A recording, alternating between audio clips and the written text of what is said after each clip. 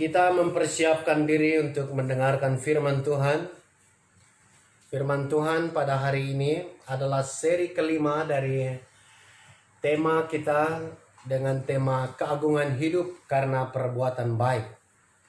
Jadi silakan membaca membuka Alkitab, firman Tuhan dari mana kita akan mempelajari bagian ini.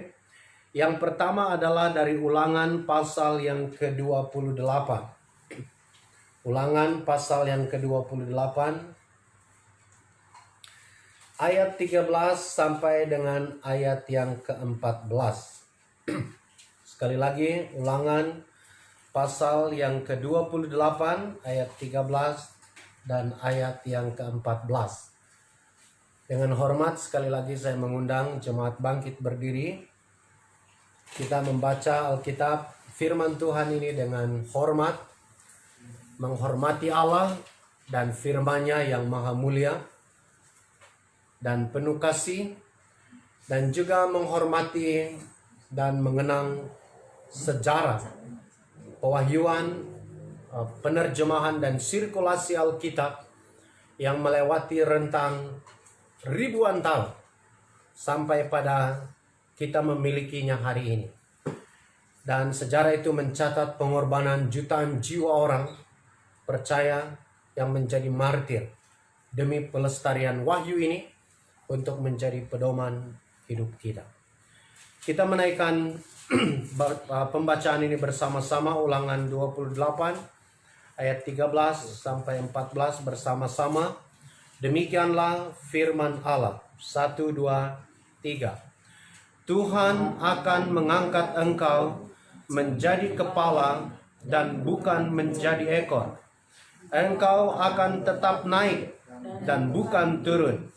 Apabila engkau mendengarkan perintah Tuhan Allahmu yang kusampaikan pada hari ini, kau lakukan dengan setia. Dan apabila engkau tidak menyimpang ke kanan atau ke kiri dari segala perintah yang kuberikan kepadamu pada hari ini, dengan mengikuti Allah lain dan beribadah kepadanya. Berikanlah kami rahmat-Mu ya Tuhan. Dalam kerendahan hati kami mau merenungkan firman ini, agar kami dapat mengertinya, bahkan menjadi pelaku-pelakunya dalam hidup kami. Tajam dan produktif dalam misi Allah bagi dunia ini, dan membangun kehidupan kami dalam kecemerlangan ilahi, sesuai dengan tujuan penebusan-Mu bagi hidup kami. Dalam nama Kristus Tuhan, firman yang hidup, juru selamat kami, sumber dari segala sumber rahmat kami itu, kami siap mendengarkan firman Allah. Haleluya, haleluya. Sama-sama katakan amin, amin.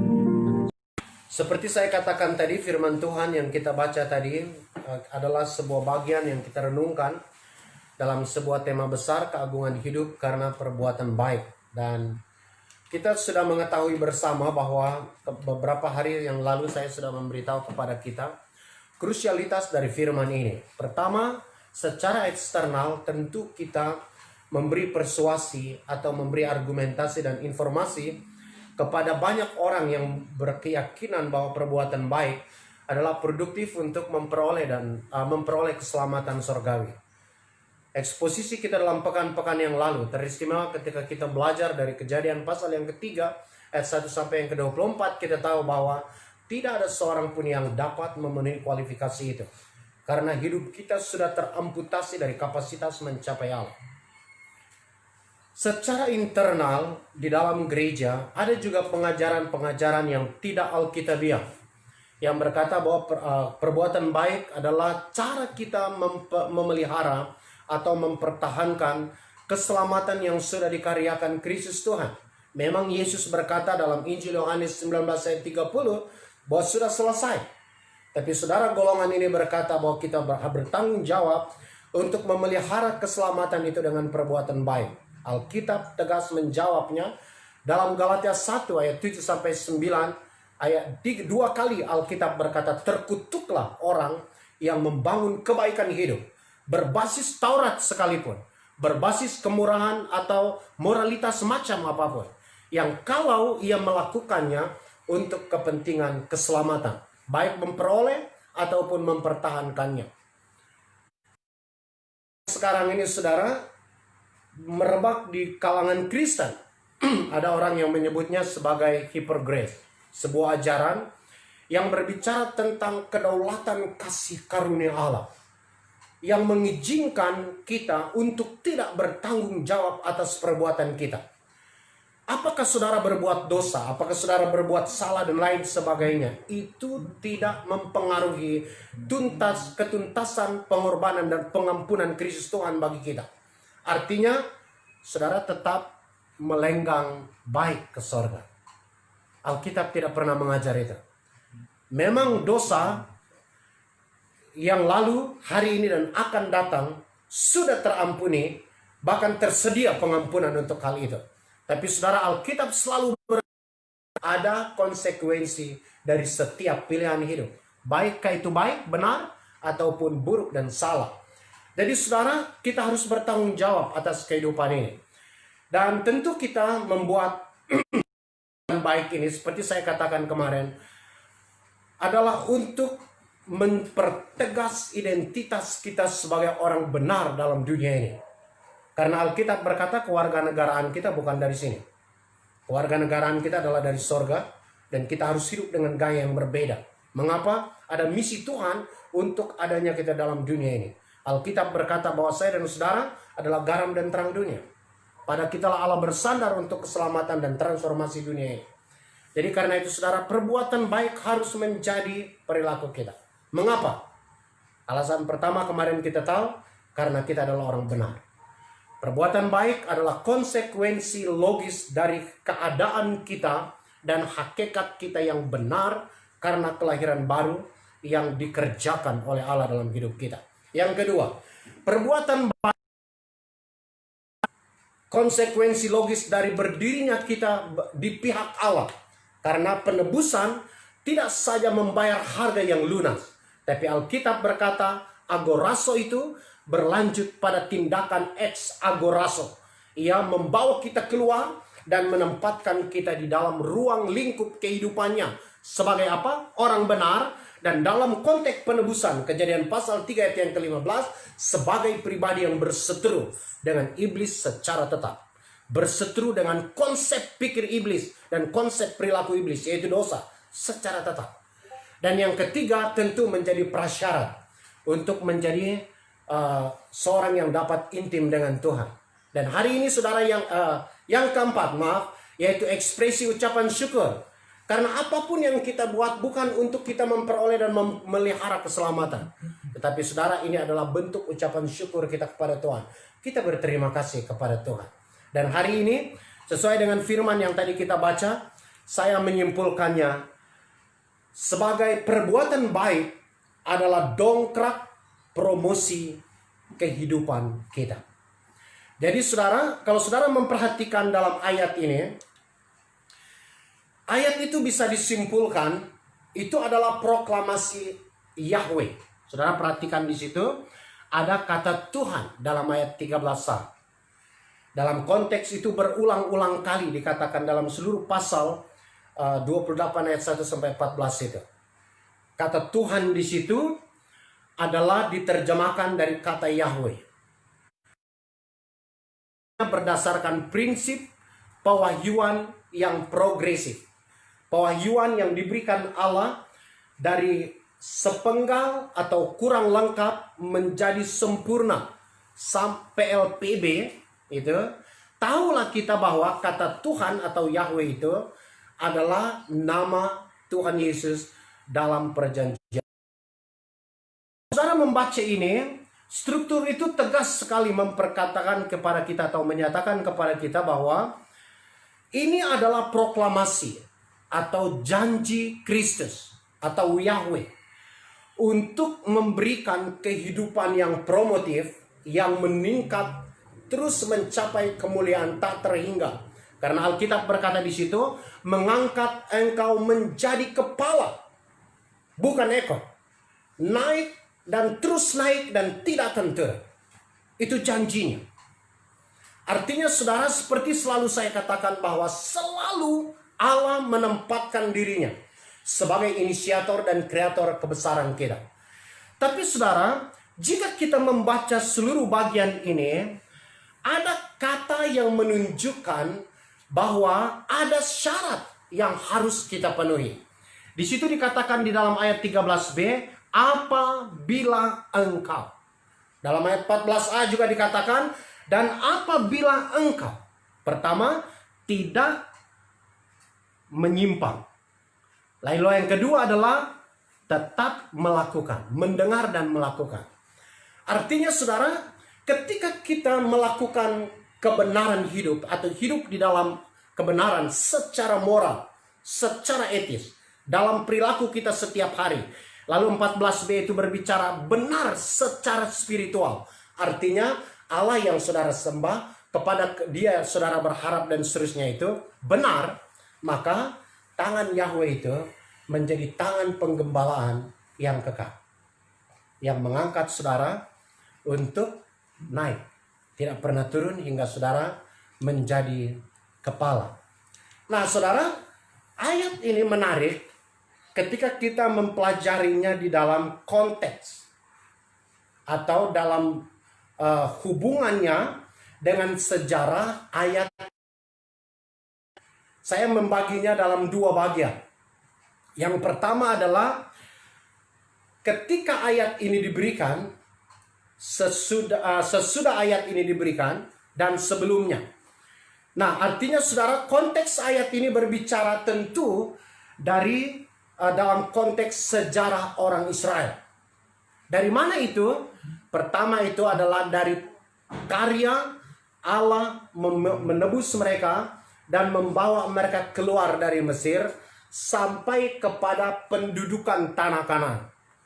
Nah, kalau saudara mempelajari bagian itu saudara, apa yang dilakukan oleh Allah di dalam rentang itu menjadi semacam persuasi, semacam bukti yang dipaparkan oleh Allah bagi kita, bahwa perjanjiannya atau proklamasinya untuk mengangkat saudara menjadi kepala dan bukan ekor, mengangkat saudara terus naik dan tidak pernah turun, itu bertumpu bukan pada pernyataan verbal di ranah ideal. Ini bukan sesuatu yang diperjanjikan tanpa bukti, maksud saya. Kalau saudara melihat konteksnya, perjanjian ini bertumpu kepada serangkaian karya Yahweh dalam hidup bangsa itu. Dimulai dari Exodus atau peristiwa penebusan dari Keluaran. Kalau saudara membaca pasal 7, ayat 17 dan seterusnya sampai pada pasal 12 Keluaran. Di situ Allah menebus mereka dengan tindakan 10 tulah. Mulai dari membuat darah di seluruh Mesir menjadi sungai dan air. Di seluruh Mesir menjadi darah. Lalu menghadirkan kodok secara supranatural, secara ajaib. Memenuhi setiap pekarangan, memenuhi setiap wilayah orang Mesir. Masuk dalam rumah mereka, bahkan di kamar tidur Firaun sekalipun Alkitab berkata, katak-katak itu ada di situ. Lalu kemudian menghadirkan nyamuk, lalat pikat, kemudian ada air es, ada hujan es bercampur api. Kemudian pada berikutnya itu saudara ada bara.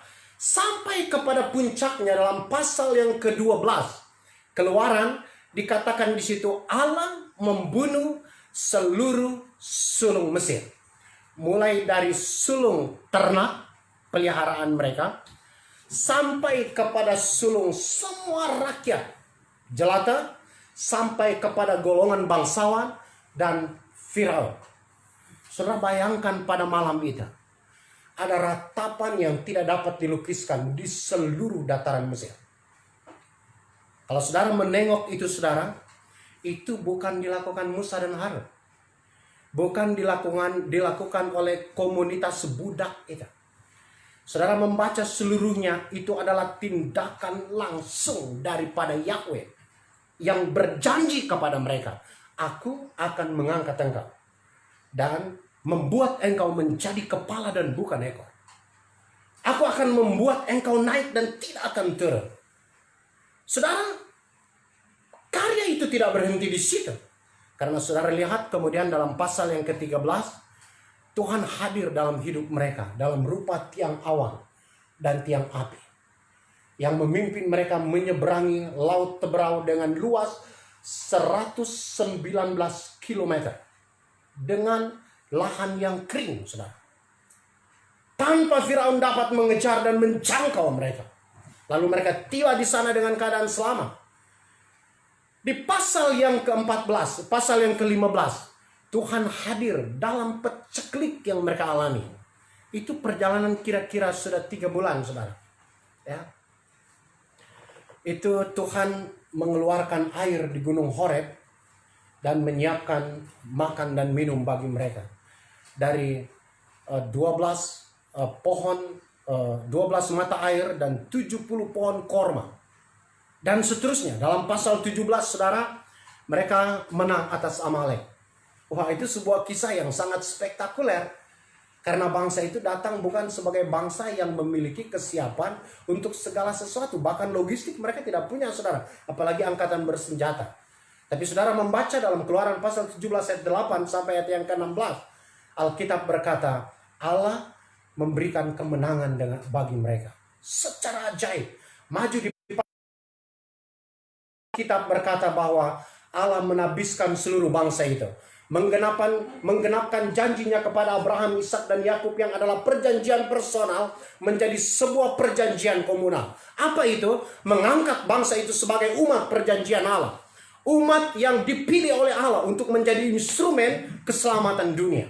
Lalu yang memberikan hukum Taurat bagi mereka dalam pasal yang ke-20. Untuk apa? Untuk menjadi pedoman bagaimana mereka efektif dalam pekerjaan Allah dan tentu menjadi besar, menjadi kepala dan tidak menjadi ekor seperti bagian ini. Dan tentu mereka akan naik sampai kepada tujuan Tuhan dapat mereka capai. Berhentikah di situ, saudara? Tidak, saudara. Ada sebuah kisah yang sangat menarik dalam rangkaian itu, saudara. Terjadi dalam pasal 32 dan 33 Keluar. Di situ, saudara, mereka membuat sebuah patung emas. Lalu mereka sujud menyembahnya. Mengapa? Karena sudah 40 hari 40 malam Musa dan Yosua berada di puncak Sinai. Mereka face to face dengan Allah. Lalu mereka seperti kehilangan pemimpin.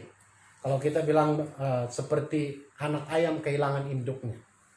Lalu mereka berpikir mereka harus membuat sesuatu yang dapat menghidupkan dan memelihara identitas mereka.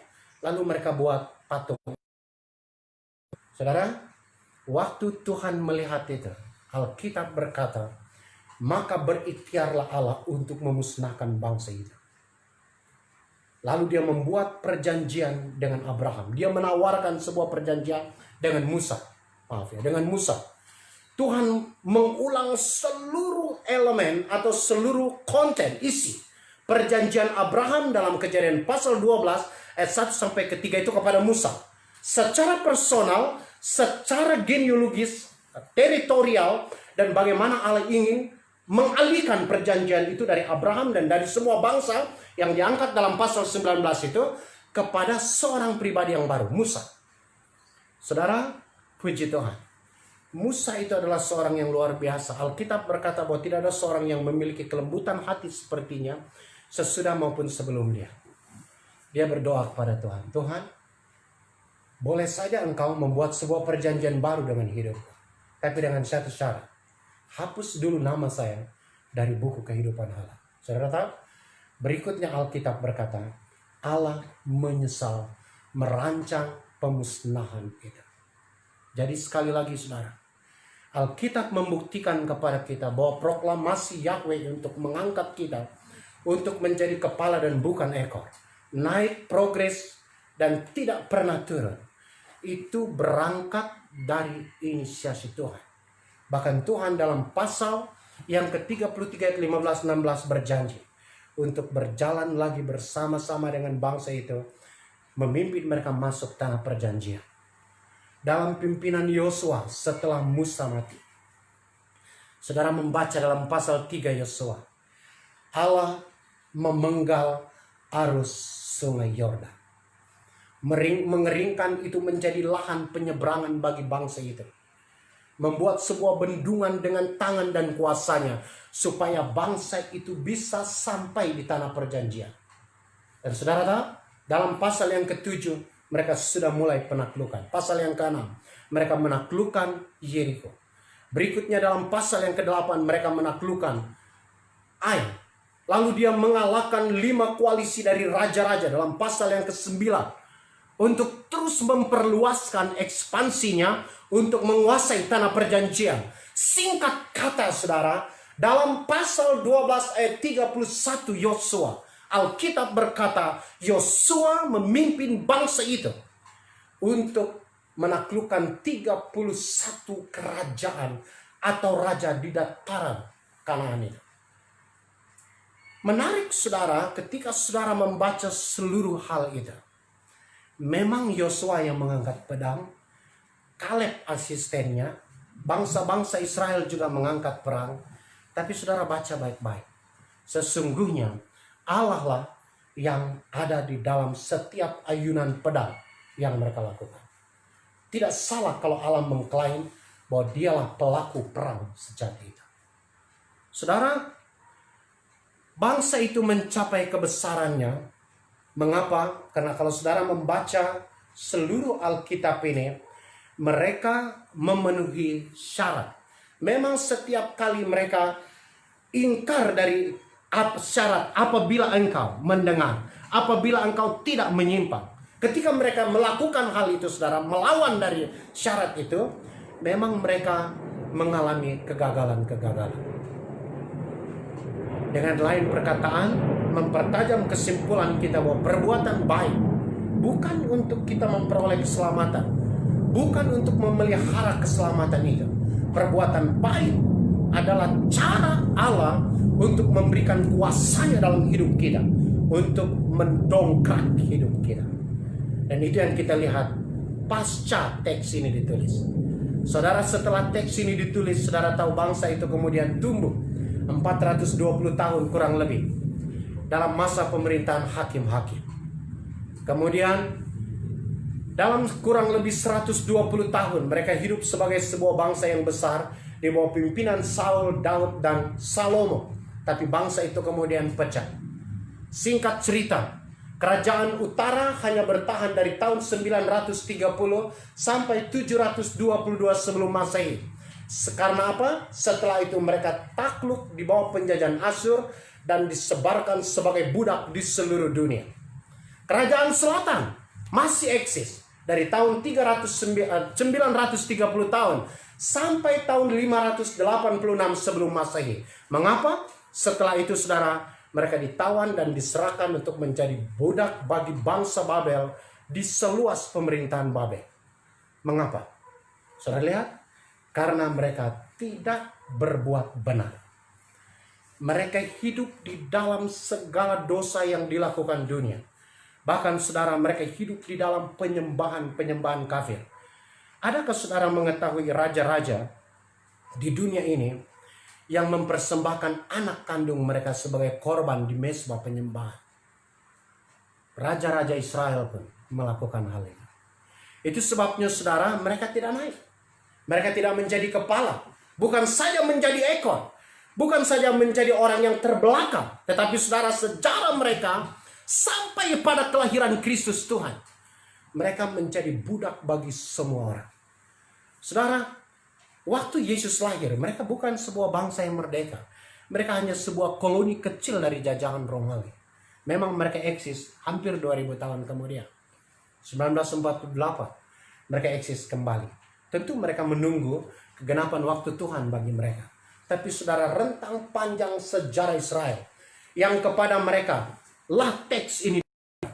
Saudara, cukup bagi kita untuk mengerti bahwa perbuatan baik bukan untuk mencapai sorga. Perbuatan baik bukan untuk memelihara keselamatan yang dikerjakan Kristus Tuhan bagi kita. Tapi Alkitab berkata dalam konteks ini, perbuatan baik adalah kuasa yang memproduksi di dalam diri kita kekayaan, kebesaran, dan kemuliaan hidup. Dengan lain perkataan, ini adalah dongkrak yang mempromosi kehidupan kita menjadi seorang yang hebat. Itu yang dialami Musa. Seorang yang karena Tuhan berikhtiar membunuh dia. Karena 6 kali dia menolak panggilan Tuhan. Lalu dia berubah. Alkitab berkata tidak ada orang yang mencapai kebesarannya. Saya menghitung dalam kitab Keluaran 110 kali formulasi berfirmanlah Allah kepada Musa, lalu ia melakukan seperti yang diperintahkan Tuhan. Saya menemukan formulasi itu sebagai gaya hidup Musa yang tunduk kepada kebenaran Allah. Saudara ingat Yusuf? Keluarganya bukan keluarga yang ideal. Papanya adalah seorang poligami. Saudara-saudaranya adalah orang yang hidup dengan karakter buruk, iri hati dan seterusnya. Mulai malapetaka bagi hidupnya. Ketika mereka berkonspirasi, bersekongkol membuang dia ke sumur untuk membunuh dia. Tapi untunglah ada pedagang Ismail lewat. Lalu mereka menarik dia kembali keluar. Bukan untuk menyelamatkan. Tapi saudara menjualnya ke pedagang Mesir. Lalu ia dijual di rumah seorang kaya di Mesir. Namanya Potifar. Kemudian saudara, dia mengerjakan segala sesuatu dengan baik. Alkitab berkata Potifar menjadi orang kedua paling berpengaruh di Mesir di bawah Firaun. Mengapa? Karena pekerjaan Yusuf. Tapi saudara, justru karena kebesaran itu dia ada di penjara. Tamatkah riwayatnya? Tidak, saudara. Saudara membaca dalam pasal 41 Kejadian ayat yang ke-20 dan ayat ke-40 dan 46. Alkitab berkata, Firaun berkata kepada Yusuf bahwa semua wilayah dan rakyat Mesir ini kuberikan, hanya tata di mana aku duduk sekarang ini, itu saja kelebihanku daripadamu. Dan ayat 46 pasal 41 Keluaran berkata umur 30 tahun. Dia kemudian menjadi orang kedua di Mesir. Saudara membaca terus kisah Yusuf sampai di pasal 50 ayat yang ke-22. Alkitab berkata Yusuf mati di dalam kekuasaan dan kemuliaannya pada umur 110 tahun. Apa artinya saudara? 110 tahun dikurangi 30 tahun. 80 tahun ia diangkat menjadi kepala dan bukan ekor. 80 tahun ia menikmati sebuah kehidupan yang bergerak progres dari bawah naik sampai ke tingkat kulminasi tertinggi. Optimal dalam hidupnya. Mengapa saudara? Wah saudara, berulang-ulang kali Alkitab berkata bahwa dia hidup benar. Dalam pasal 39 ayat yang ke-9 dikatakan, bagaimana mungkin aku melakukan dosa ini yang sangat besar ini terhadap Allah? Ayat itu berbicara saudara dalam konteks ketika istri Potifar mengajak dia untuk tidur bersama. Dosa yang dilakukannya terhadap manusia seandainya dianggapnya, dimengertinya sebagai sebuah perbuatan yang dilakukan secara langsung kepada Allah. Saudara tahu ketika Yakub mati, ayah mereka mati. Saudara-saudaranya yang lain, yang 11 orang itu, termasuk Benyamin, walaupun Benyamin tidak melakukan kejahatan terhadapnya. Waktu ayah mereka mati, saudara, ramai-ramai mereka datang kepada Yusuf dengan merendahkan diri serendah-rendahnya. Mereka berkata, Yusuf, ampuni kami. Kami sudah merancang kejahatan-kejahatan bagimu. Kamu memang sudah berlaku baik kepada kami, tapi masih hidup. Papa sudah mati, Papa sudah meninggal dunia. Dan tetaplah berbuat baik kepada kami. Jangan balas kejahatan kami. Saudara, Yusuf menangis dengan suara yang sangat keras, kata Alkitab. Dia merangkul mereka dan berkata kepada mereka, memang saudara-saudara, kamu sudah merancang perkara-perkara yang jahat terhadap aku. Kamu sudah mereka-reka kemalangan bagiku. Tetapi sesungguhnya Tuhan mengerjakan semua maksud baiknya melalui karya itu untuk penyelamatan kita semua. Jadi saudara, sekali lagi Yusuf memperlihatkan konsistensinya dalam perbuatan baik. Mendemonstrasikan kepada kita sekaligus dampak atau efek dari perbuatan baik, yaitu mempromosi kehidupannya. 110 tahun usianya yang dijalaninya dengan kemegahan itu bukti kuat bagi kita. Dengan bagaimana lagi cara saya untuk memperkatakan kepada kita? Kalau saya menceritakan tokoh-tokoh yang banyak, ada Yefta, saudara kenal Daud. Wah, ada banyak sekali tokoh Alkitab sampai seluruh perjanjian lama. Sangat kuat ya, membuktikan bahwa perbuatan baik tidak menyelamatkan kita atau tidak merupakan porsi kita untuk memelihara kekekalan keselamatan. Tapi saudara, perbuatan baik adalah untuk mempromosi kehidupan kita. Pertanyaan kita seringkali muncul, bahkan dari para pelajar sekolah Alkitab. Mereka berkata, bukankah ayat itu diberikan kepada orang Israel? Bukankah ayat ini diberikan dalam perjanjian lama? Apa relevansinya untuk saya di perjanjian baru? Apa relevansinya bagi orang percaya di perjanjian baru? Saya kata saudara pada awal bagian penjelasan saya tadi tentang identifikasi oknum yang berbicara dalam ayat 13. Dialah Yahweh, dialah Yesus Tuhan. Dalam perjanjian baru, Alkitab secara tegas berkata kepada kita dalam Injil Yohanes pasal 15 ayat 1, Yesus Tuhan berkata kepada kita, akulah pokok anggur yang benar dan Bapakulah pengusahanya. Dalam ayat yang keempat dan kelima dikatakan, tinggallah di dalam aku, maka engkau akan berbuah, bahkan berbuah lebat. Sebab di luar aku, kamu tidak dapat berbuat apa-apa. Apakah yang Yesus maksudkan dengan tinggallah di dalam aku? Kalau saudara melihat konteks ayat 13, dikatakan hidup dalam kebersihan perilaku. Karena hidup kita sudah dibersihkan oleh firman Allah. Artinya saudara, hidup benar, hidup berbuat baik. Artinya saudara, oknum yang sama yang berbicara kepada orang Israel itu, dialah yang berbicara kepada kita dalam generasi kita hari ini di perjanjian baru. Artinya saudara, perjanjiannya untuk mengangkat engkau menjadi kepala dan bukan ekor. Mengangkat engkau terus naik dan bukan turun. Relevan bagimu hari ini. Asalkan engkau tinggal di dalam Dia. Tinggal di dalam kebenarannya. Itu yang dialami oleh Paulus, kan? Seorang yang sangat kejam. Seorang yang sangat jahat. Pekerjaannya dahulu, ia mempersaksikan itu kepada kita, hanyalah gairah untuk membasmi orang-orang yang mengikuti Kristus. Tapi saudara, dalam Kisah Rasul pasal yang ke-9, dia berjumpa dengan Kristus. Dan saudara tahu setelah itu, ia hidup bagi Kristus. Tidak ada yang lain di dalam hidupnya. Dia berbuat baik, berbuat benar. Di tengah-tengah kesibukan orang lain mendapat pengakuan dengan sertifikat dan surat-surat pengakuan dan surat-surat pujian, dia berkata, aku melupakan semua yang di belakang, mengarahkan diri ke hadapan. Apa itu? Dalam Filipi pasal 3 ayat ke-10, dia meringkas semuanya dengan berkata, yang kukehendaki ialah mengenal Kristus dan kuasa kebangkitannya, dan hidup di dalam persekutuan dalam penderitaannya. Artinya saudara, hidup di dalam penyangkalan diri, hidup untuk kebaikan orang lain, hidup untuk promosi kehidupan orang lain, untuk orang lain, dengan mengabaikan apa yang dia punya. Setiap hari Paulus berkata, aku memikul maut di dalam tubuh. Untuk siapa? Bukan untuk reputasinya, bukan untuk kesenangannya. Tetapi Alkitab berkata dalam 1 Korintus pasal yang ke-9 ayat 18, sedapat mungkin aku memenangkan sebanyak mungkin orang.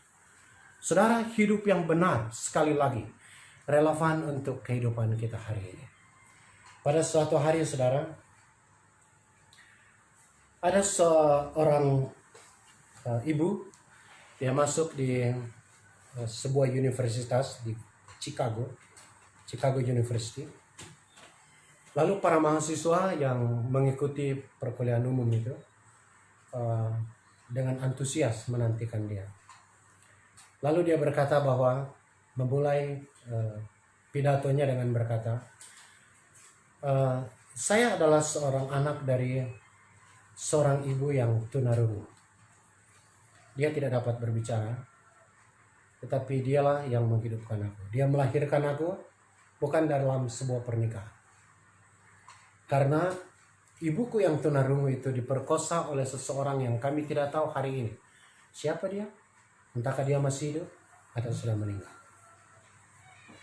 Saya pernah menolak keadaan saya dan saya berkata kepada Tuhan, Tuhan, Engkau tidak adil bagiku. Ada banyak orang di Amerika ini lahir dalam istana, lahir dalam keluarga, hidup di dalam kasih sayang dan seterusnya. Tapi aku hidup dari seorang ibu yang seperti ini, dalam kemiskinan yang sangat. Dan sejak ia tahu bekerja, ia sudah bekerja keras untuk hidup mereka. Sampai pada masa ia menjelang berada di rentang usia peralihan dari remaja kepada pemudi. Dia bertemu dengan seorang pendeta yang berkata kepadanya tentang Allahnya.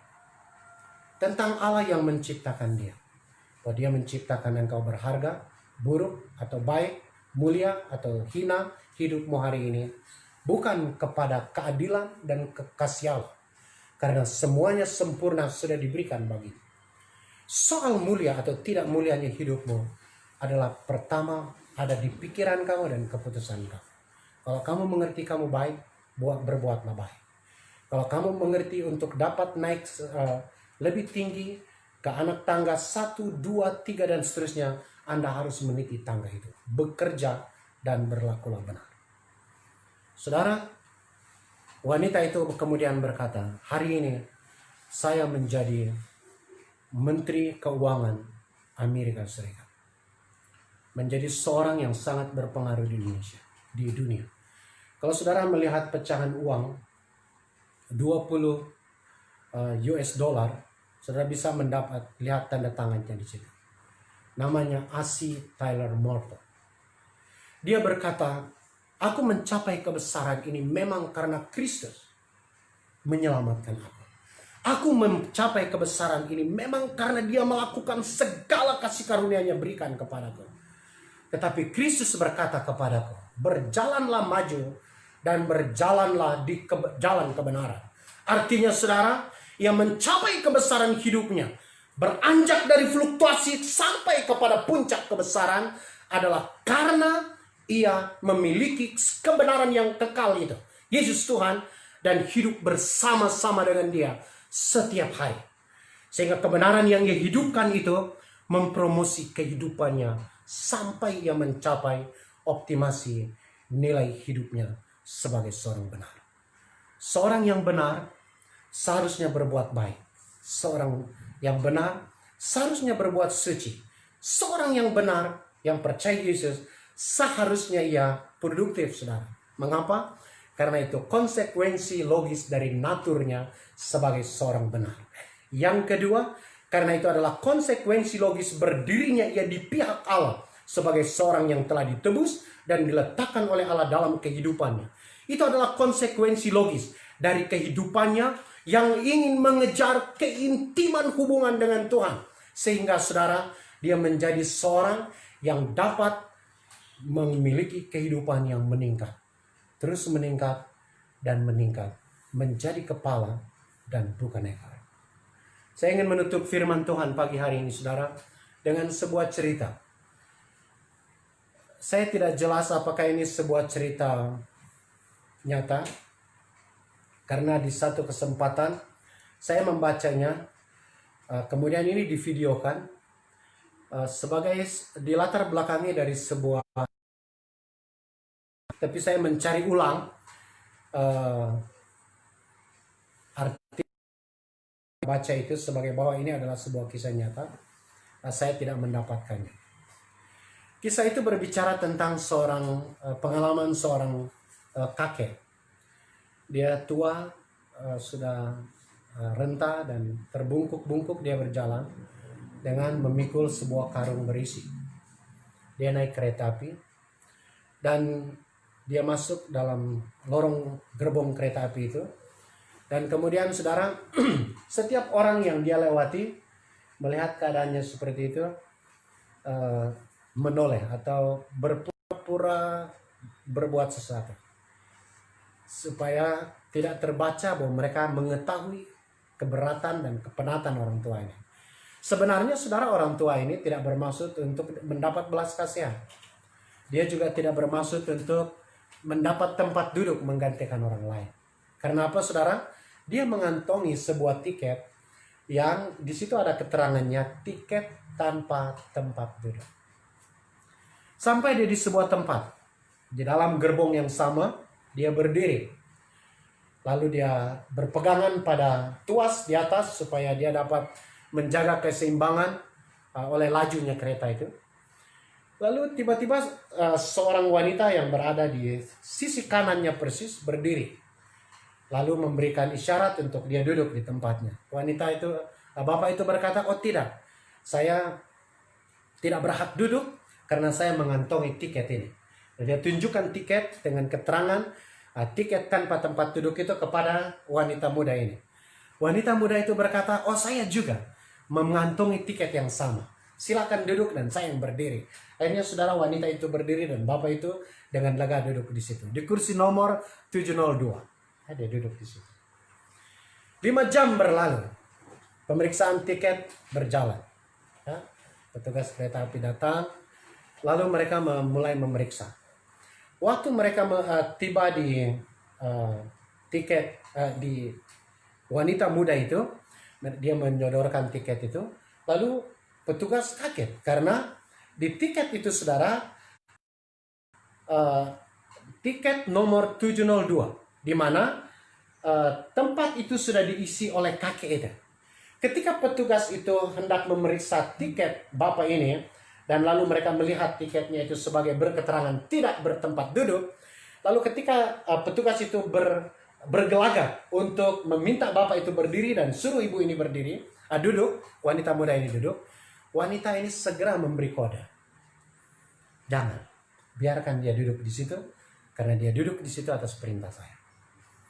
Tapi petugas berkata, perjalanan masih lama. Perjalanan kurang lebih masih 7 jam. Tapi mbak itu berkata, wanita muda itu berkata, tidak apa, saya tetap berdiri. Lalu saudara berjalan, terus berjalan.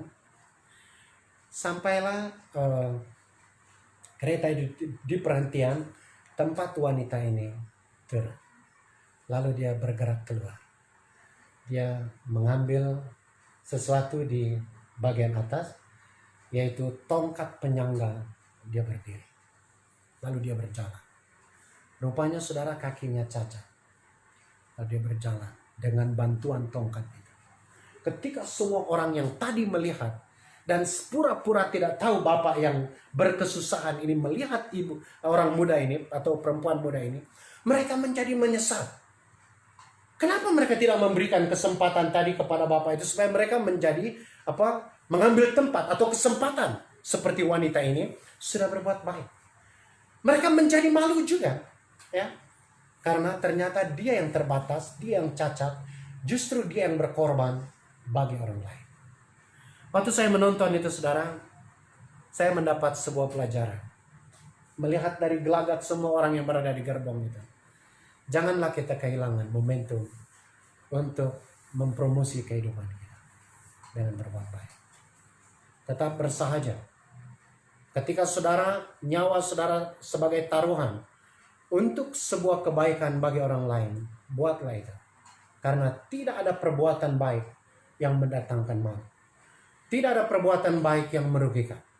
Perbuatan baik oleh Allah didemonstrasikan oleh Kristus, didemonstrasikan oleh setiap orang yang mengikuti Kristus adalah dongkrak promosi kehidupan yang membuat Anda bergerak naik tanpa ada kekuatan yang dapat menghentikan Anda atau menurunkan Anda sehingga Anda bergerak sampai kepada optimasi nilai hidup Anda sebagai seorang gambar dan rupa Allah menjadi kepala dalam rancangan dan perspektif Allah.